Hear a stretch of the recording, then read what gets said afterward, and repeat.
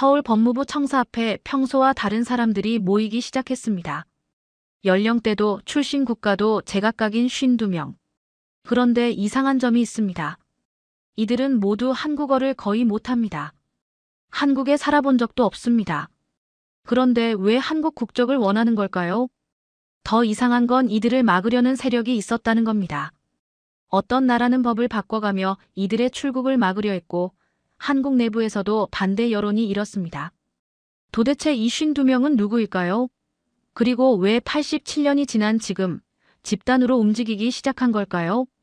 한 명의 변호사가 이 불가능해 보이는 싸움을 시작했습니다. 국적법, 국제법, 그리고 역사가 충돌하는 지점에서 말이죠. 영상 끝까지 보시면 국적이라는 게 단순한 서류가 아니라는 걸 알게 되실 겁니다. 지금부터 아무도 몰랐던 진짜 이야기를 들려드리겠습니다. 구독과 좋아요는 영상 제작에 큰 힘이 됩니다. 안녕하세요. 저는 알렉산드라 김입니다. 제 사무실 책상 위에는 낡은 흑백 사진 한 장이 놓여 있어요.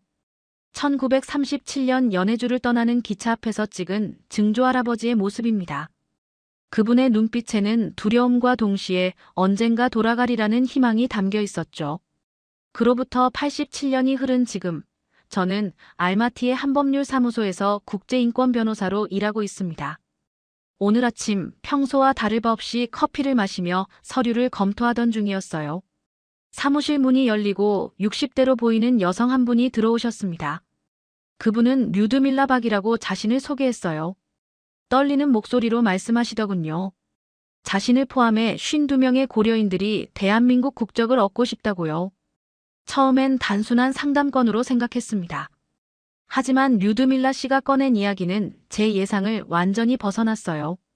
우즈베키스탄, 카자흐스탄, 러시아 각지에 흩어져 살던 고려인 가족들이 3년 전부터 비밀리에 모임을 가져왔다는 겁니다.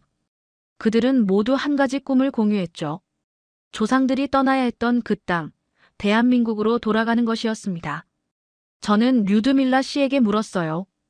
왜 하필 지금이냐고요?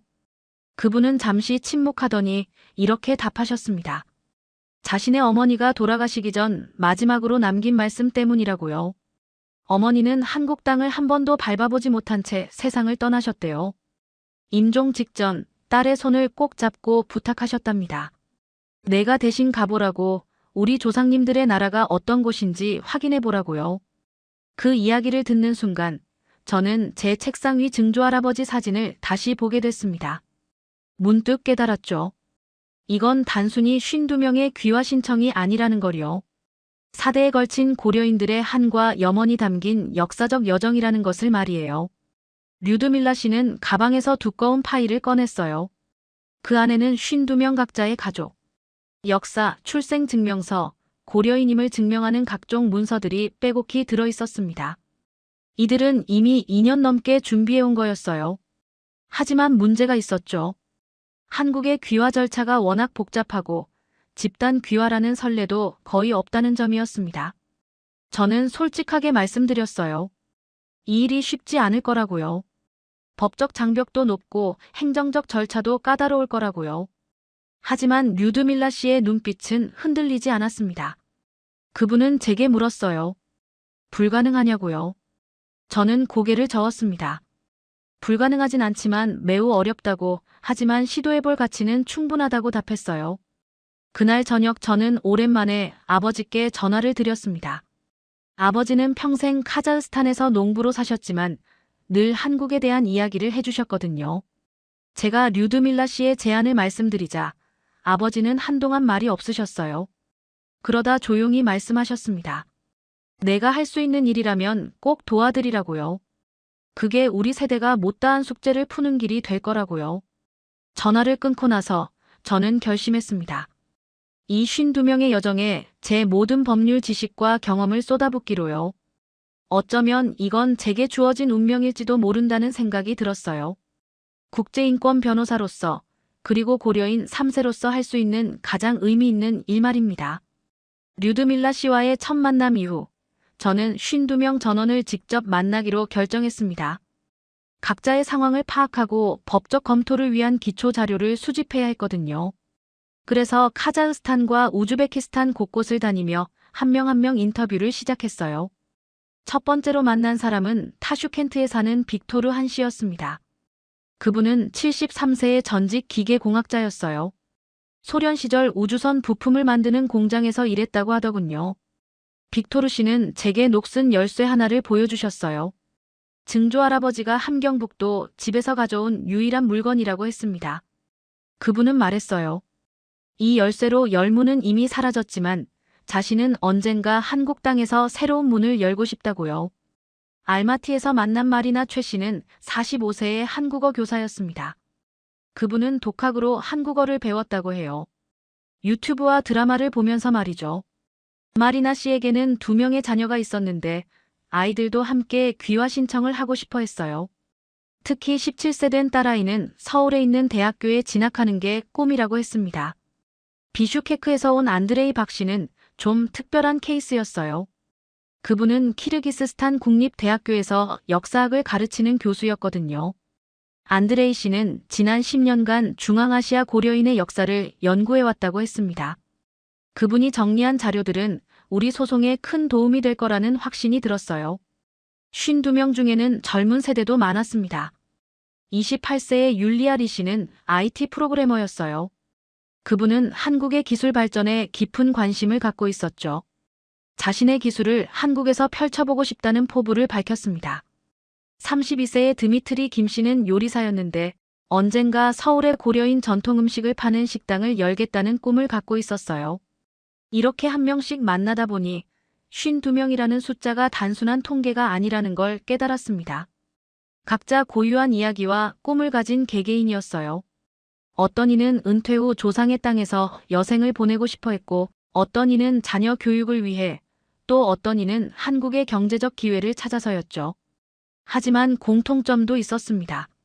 모두가 강제이주의 역사를 기억하고 있다는 점이었어요. 할아버지, 할머니로부터 들은 이야기들을 생생하게 간직하고 있었죠. 기차에 실려가던 날의 추위, 낯선 땅에서의 고난, 그리고 언젠가 돌아가겠다는 다짐까지요. 인터뷰를 진행하면서 저는 중요한 사실을 발견했어요.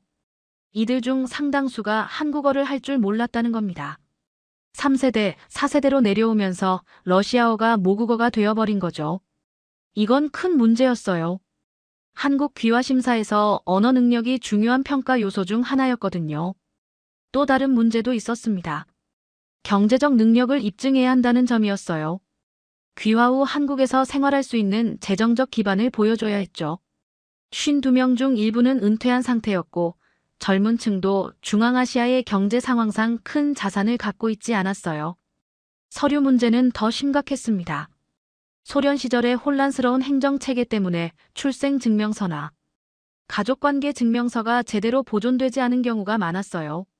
어떤 분들은 증조할아버지의 한국 이름조차 정확히 알지 못했습니다. 기록이 남아있지 않았던 거죠. 3주간의 인터뷰를 마치고 알마티로 돌아왔을 때 저는 이 프로젝트의 난이도를 실감했어요. 단순히 법률 서류를 작성하는 수준이 아니었습니다.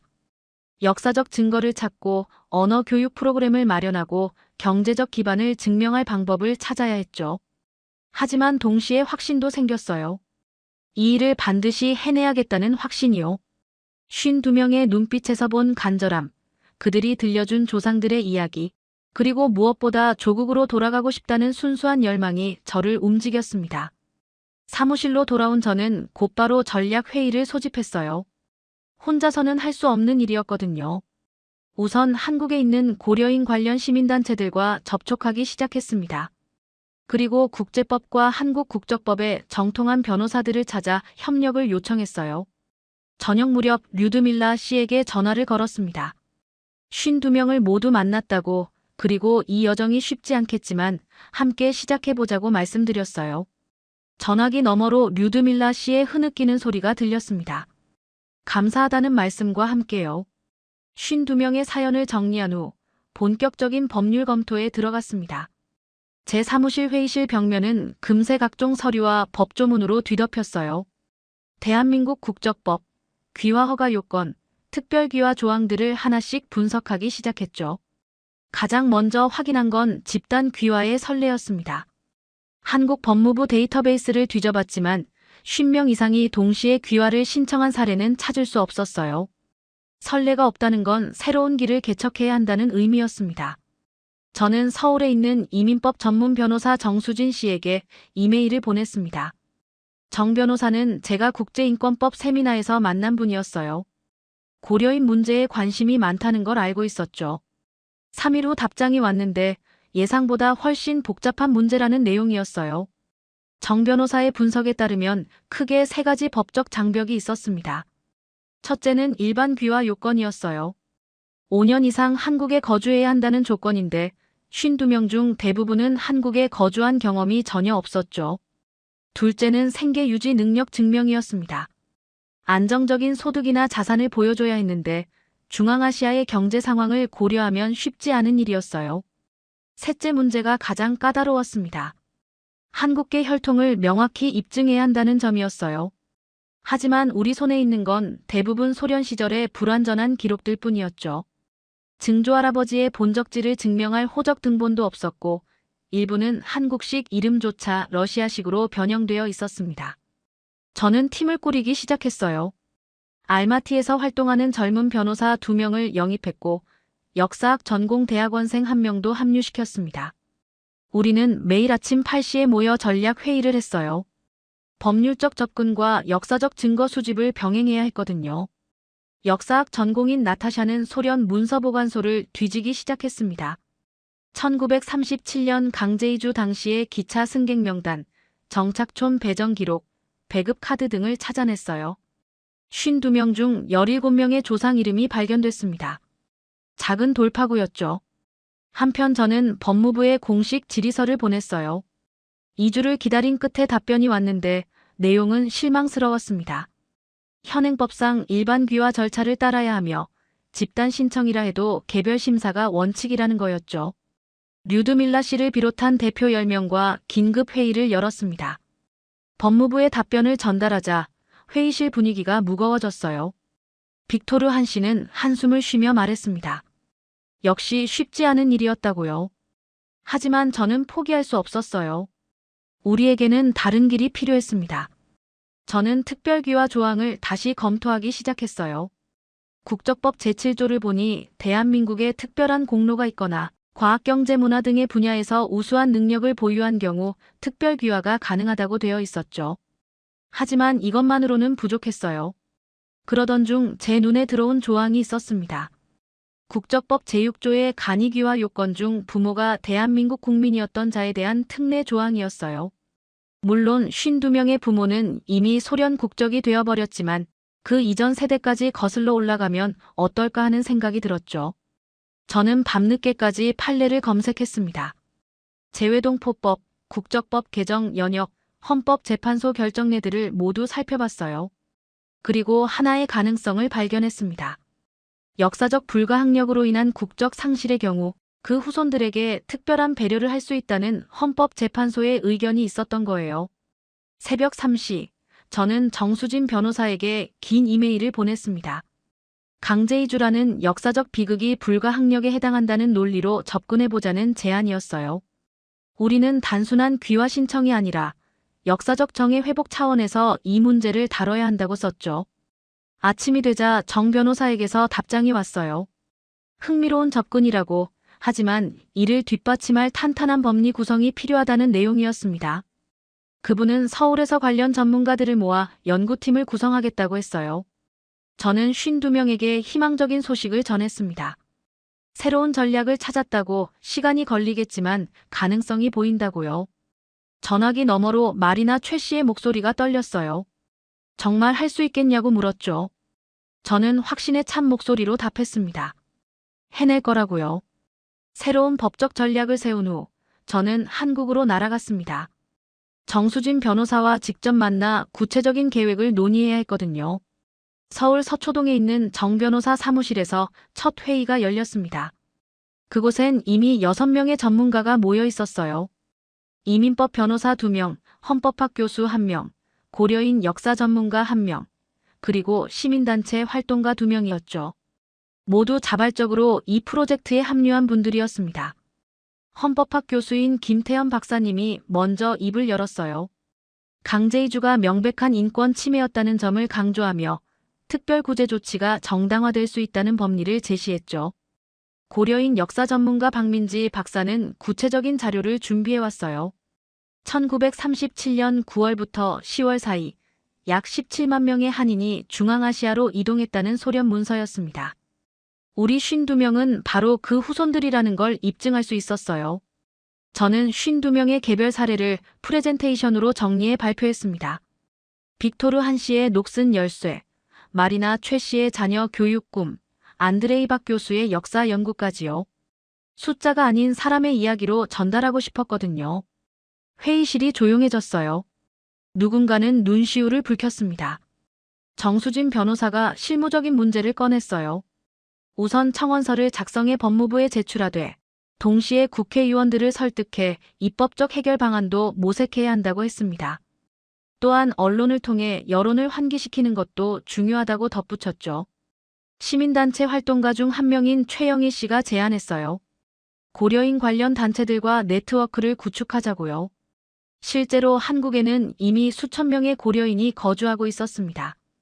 그들의 목소리를 모으면 더 큰 힘이 될 거라는 얘기였어요. 회의는 4시간 넘게 이어졌습니다. 구체적인 로드맵이 나왔어요. 첫째, 3개월 내에 완벽한 법률 검토 보고서를 작성한다. 둘째, 52명의 역사적 증거를 최대한 수집하고 정리한다. 셋째, 법무부와 국회에 동시에 접근한다. 넷째, 미디어 캠페인을 통해 대중적 공감대를 형성한다. 회의를 마치고 나오니 서울의 밤거리가 펼쳐졌어요. 광화문 쪽으로 걸어가며 생각에 잠겼습니다. 이 도시 어딘가에 증조 할아버지의 흔적이 남아있을까요? 아마 다 사라졌겠죠. 하지만 적어도 후손들은 돌아올 수 있게 만들고 싶었어요. 다음 날, 저는 국회를 방문했습니다. 정 변호사가 소개해준 의원실을 찾아갔어요. 법제사법위원회 소속인 이재민 의원이었죠. 의원님은 우리 이야기를 진지하게 들어주셨습니다. 그리고 약속했어요. 국적법 개정안 발의를 검토해보겠다고요. 서울에서의 일주일은 정신없이 지나갔어요. 여러 시민단체를 만나고 고려인 커뮤니티 대표들과 간담회를 했습니다. 그분들은 우리 프로젝트에 큰 관심을 보였어요. 특히 광주에서 올라온 고려인 3세 안톤 씨와의 만남이 인상 깊었어요. 그분은 10년 전 혼자 힘으로 귀화에 성공했지만 과정이 너무 힘들어 가족은 포기했다고 했습니다. 안톤 씨는 제 손을 꼭 잡고 말했어요. 제발 이 일을 성공시켜달라고요. 알마티로 돌아가는 비행기 안에서 류드밀라 씨에게 보고 메시지를 작성했습니다. 한국에서 든든한 동료들을 만났다고 이제 본격적으로 시작이라고 썼어요. 집에 도착하니 이미 여러 통의 이메일이 와 있었어요. 빅토르 한 씨는 증조 할아버지의 낡은 여권 사본을 찾았다고 했고 드미트리 김 씨는 할머니가 간직하던 한복 사진을 보내왔습니다. 마리나 최 씨는 가족들이 대대로 불러온 한국 민요를 녹음해서 첨부했어요. 하나씩 모이는 증거들을 보며 확신이 들었습니다. 우리에겐 충분한 이야기가 있다고요. 법리와 증거, 그리고 무엇보다 진심이 있었어요. 저는 팀원들을 다시 소집했어요. 나타샤는 역사자료 정리를, 2명의 변호사는 법률 검토서 작성을 맡았습니다. 저는 52명 각자의 스토리를 설득력 있게 구성하는 작업에 집중하기로 했어요. 밤늦게까지 사무실 불은 꺼지지 않았습니다. 3개월간의 집중 작업 끝에 드디어 청원서가 완성됐습니다. 총 347페이지에 달하는 방대한 문서였어요. 법률 검토, 역사적 증거, 52명의 개별 사례가 담겨 있었죠. 제출일은 5월 15일로 정했어요. 류드밀라 씨를 비롯한 대표 10명이 서울로 오기로 했습니다. 단순한 서류 제출이 아니라 고려인들의 염원을 직접 전달하는 자리로 만들고 싶었거든요. 그런데 출발 2주 전 예상치 못한 문제가 터졌습니다. 빅토르 한 씨에게서 급한 전화가 왔어요. 목소리가 심하게 떨리고 있었죠. 우즈베키스탄 정부가 자국민의 타국 귀화를 제한하는 새로운 행정명령을 발표했다는 겁니다. 저는 즉시 해당 법령을 확인했어요. 내용인즉슨 우즈베키스탄 국적을 포기하려면 먼저 현지 법원의 승인을 받아야 한다는 거였습니다. 그리고 그 절차에만 최소 6개월이 걸린다고 명시되어 있었어요. 52명 중 23명이 우즈베키스탄 국적자였습니다. 긴급 회의를 소집했어요. 서울의 정 변호사와 화상으로 연결했죠. 우리는 밤새 대책을 논의했습니다. 이미 3개월을 준비에 쏟았는데 여기서 다시 6개월을 기다릴 수는 없었죠. 정 변호사는 23명과 나머지를 분리하자고 제안했지만 저는 받아들일 수 없었어요. 52명은 하나였으니까요. 류드밀라 씨가 다른 아이디어를 냈어요. 우즈베키스탄 법무부에 직접 탄원서를 제출하자는 거였습니다. 저는 타슈켄트로 날아갔습니다. 담당 국장을 만나기까지 3일을 기다려야 했어요. 드디어 면담 날이 왔습니다. 국장은 50대 중반에 엄격해 보이는 남성이었어요. 저는 준비한 자료를 펼쳐놓고 설명했습니다. 1937년의 강제 이주, 87년간의 이산, 그리고 조국으로 돌아가고 싶은 고려인들의 간절한 소망까지요. 국장은 묵묵히 듣더니 물었어요. 왜 이 사람들이 우즈베키스탄을 떠나려 하느냐고요? 이곳이 나쁜 나라냐고요? 저는 조심스럽게 답했습니다. 결코 그런 게 아니라고, 다만 뿌리를 찾고 싶은 인간의 본능이라고 설명했죠. 한참을 생각하던 국장이 입을 열었어요. 자신도 소수민족 출신이라고 했습니다. 그래서 뿌리에 대한 그리움을 이해한다고요. 하지만 법은 법이라며 예외를 인정하기 어렵다고 했어요. 다만 한 가지 가능성을 제시했습니다. 만약 한국 정부가 공식적으로 이들의 귀화를 보증하는 문서를 보내온다면 절차를 간소화할 수 있다는 거였어요. 법원 승인 없이도 국적 포기가 가능하도록 특별 조치를 취할 수 있다고 했죠. 하지만 그러려면 한국 법무부의 공식 입장이 필요했습니다.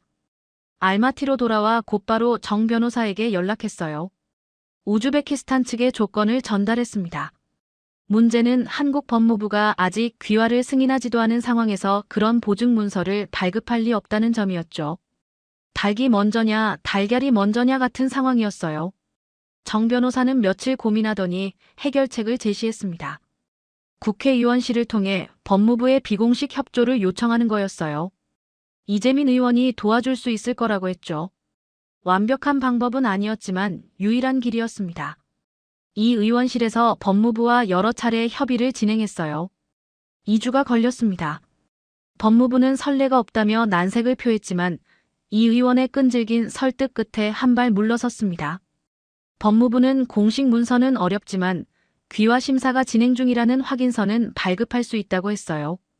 완전한 보증은 아니었지만 우즈베키스탄 측을 설득하기에는 충분해 보였습니다. 저는 다시 타슈켄트로 날아갔어요. 국장에게 한국 법무부의 확인서를 보여줬습니다. 국장은 서류를 살펴보더니 고개를 끄덕였어요.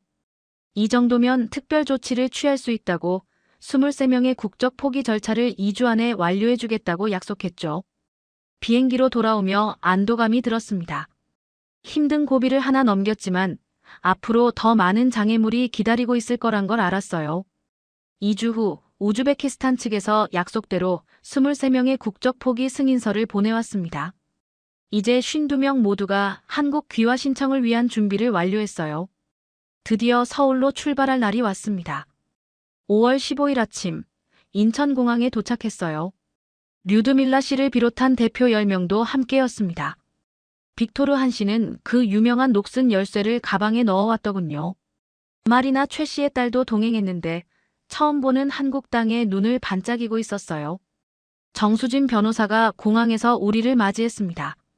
그분과 함께 곧바로 법무부로 향했어요. 정부과천 청사 앞에 섰을 때 가슴이 뛰었습니다. 이 건물 안에서 52명의 운명이 결정될 거라는 생각이 들었죠. 법무부 국적과 담당관들이 우리를 회의실로 안내했어요. 과장급 공무원 3명이 배석했습니다. 저는 청원서를 제출하며 프레젠테이션을 시작했어요. 강제이주의 역사 52명의 개별 사연, 그리고 법적 근거까지 20분간 설명했습니다. 담당관들은 진지하게 들었어요. 발표가 끝나자 질문이 쏟아졌습니다.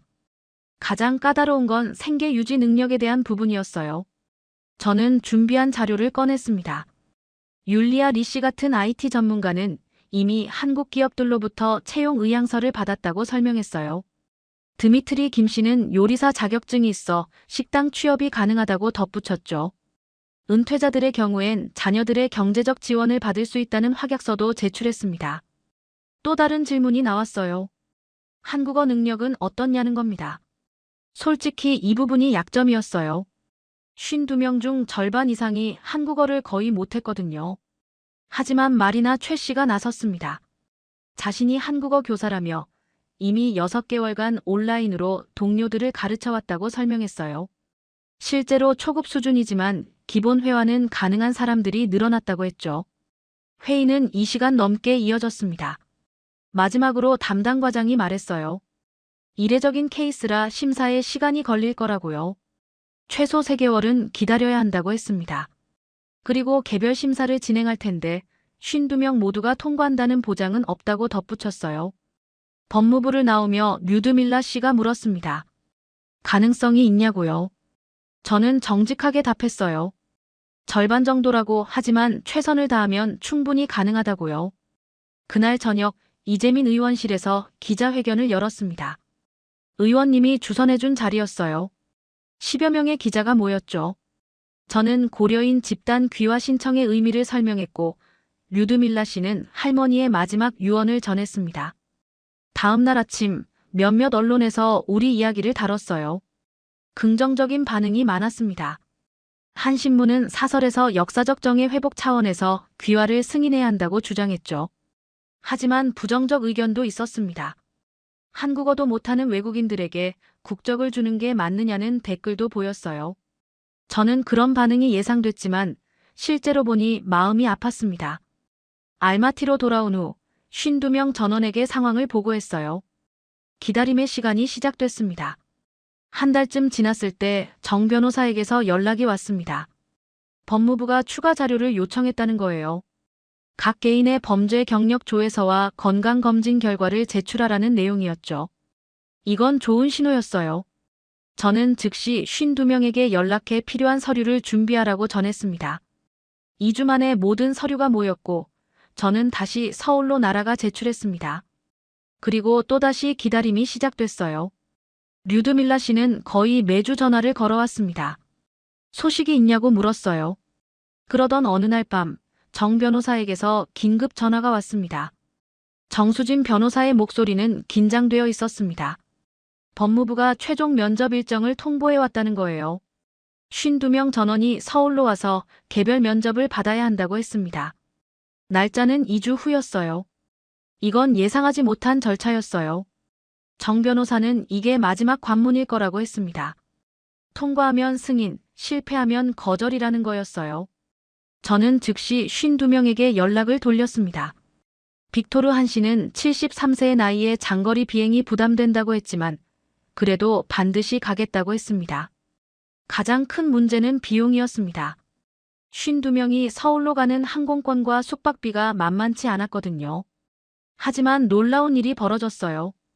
한국의 고려인 커뮤니티에서 모금 운동을 시작한 겁니다. 일주일 만에 필요한 금액이 모였습니다. 한국에 사는 고려인들뿐만 아니라 우리 이야기를 접한 일반 시민들도 기부에 참여했어요. 어떤 분은 우리는 같은 뿌리를 가진 가족이라는 메시지와 함께 큰 금액을 보내왔습니다. 드디어 출발일이 왔어요. 알마티, 타슈켄트, 비슈케크에서 52명이 각자 서울로 향했습니다. 인천공항에 도착했을 때 감회가 새로웠습니다. 정 변호사가 준비한 숙소에서 그날 밤 52명이 모두 모였습니다. 저는 면접 준비 설명회를 열었어요. 가장 중요한 건 진심을 보여주는 거라고 강조했습니다. 면접 당일 아침이 밝았습니다. 모두 정장을 차려입었어요. 빅토르 한 씨는 낡았지만 정갈하게 다린 양복을 입고 나타났죠. 그분의 주머니에는 여전히 증조할아버지의 녹슨 열쇠가 들어있었습니다. 법무부 청사에 도착하니 별도로 마련된 대기실로 안내됐어요. 면접은 한 명씩 15분씩 진행된다고 했습니다. 빅토르 한 씨가 첫 번째였죠. 1시간 정도 지나 빅토르 씨가 나왔어요. 면접관들이 정말 진지하게 들어줬다고 했습니다. 하나씩 면접을 마치고 나오는 사람들의 표정은 제각각이었어요. 제 차례도 왔습니다. 면접실에 들어가니 3명의 면접관이 앉아 있었어요. 그들은 제게 물었습니다. 왜 이 일을 시작했느냐고요? 저는 솔직하게 답했습니다. 처음엔 단순히 변호사로서 일을 맡았지만 52명의 이야기를 들으며 이게 제 개인적인 사명이 됐다고요. 면접관 중 한 명이 물었어요. 만약 일부만 승인된다면 어떻게 할 거냐고요. 저는 잠시 망설였습니다. 하지만 곧 확고하게 답했어요. 52명은 하나의 공동체라고 모두가 함께 가거나 아니면 계속 싸울 거라고 말했죠. 면접관들은 서로 눈빛을 교환했습니다. 그리고 마지막 질문을 던졌어요. 이들이 한국 사회에 어떤 기여를 할 수 있다고 생각하느냐고요. 저는 준비한 답변이 있었지만 순간 다른 말이 나왔습니다. 이들은 단순히 국적을 얻으려는 게 아니라고 87년 전 빼앗긴 권리를 되찾으려는 거라고 했어요. 그리고 그들의 존재 자체가 한국의 아픈 역사를 기억하게 만들고 더 포용적인 사회를 만드는 데 기여할 거라고 말했습니다. 모든 면접이 끝난 건 저녁 7시였습니다. 52명 모두 지쳐 보였지만 동시에 홀가분해 보였어요. 할 수 있는 건 다 했으니까요. 호텔로 돌아와 저녁을 함께 먹었어요. 누군가 건배를 제안했습니다. 결과가 어떻든 우리는 함께 여기까지 왔다고요. 52개의 잔이 부딪히는 소리가 식당에 울려 퍼졌습니다. 면접 후 2주가 지났습니다. 정 변호사에게서 연락이 왔어요. 법무부가 최종 결정을 내렸다는 겁니다. 저는 알마티 사무실에서 그 순간을 기다렸습니다. 시간이 정말 천천히 흘렀어요. 오후 3시 정 변호사에게서 전화가 왔습니다. 목소리가 떨리고 있었어요. 변호사님은 잠시 침묵하더니 말했습니다. 52명 전원 승인됐다고요. 순간 귀가 멍했습니다. 정 변호사는 웃으며 반복했습니다. 52명 모두 단 한 명의 예외도 없이 귀화가 승인됐다고요.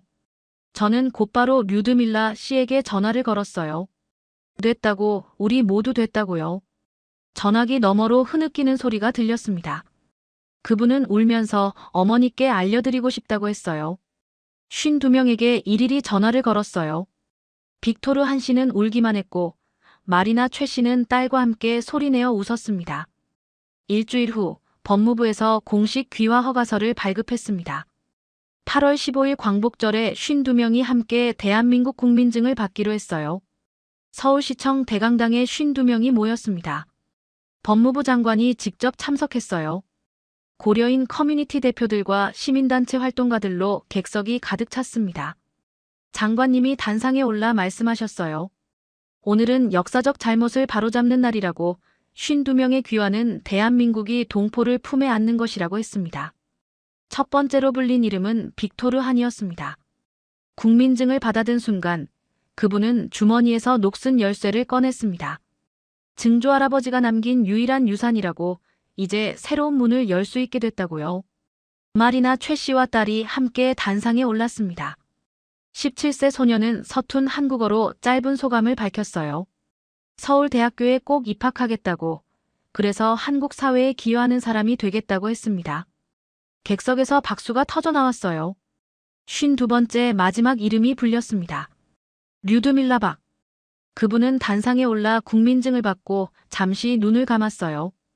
아마 돌아가신 어머니를 떠올렸을 겁니다. 그리고 깊이 고개를 숙여 인사했죠. 모든 수여식이 끝나고 기념 촬영을 했습니다. 52명이 태극기를 들고 함께 섰어요. 플래시가 터지는 순간 저는 이 장면을 평생 잊지 못할 거라고 생각했습니다. 행사가 끝난 후 빅토르 한 씨가 제게 다가와 손을 꼭 잡았습니다. 저는 고개를 저었어요. 제가 아니라 여러분이 해낸 거라고요. 그날 밤 생각했습니다. 이건 단순히 52명의 귀화 성공 이야기가 아니었어요. 87년간 이어진 디아스포라의 한을 푸는 일이었고 역사적 정의를 회복하는 과정이었습니다. 지금 52명은 각자 한국에서 새로운 삶을 시작했습니다.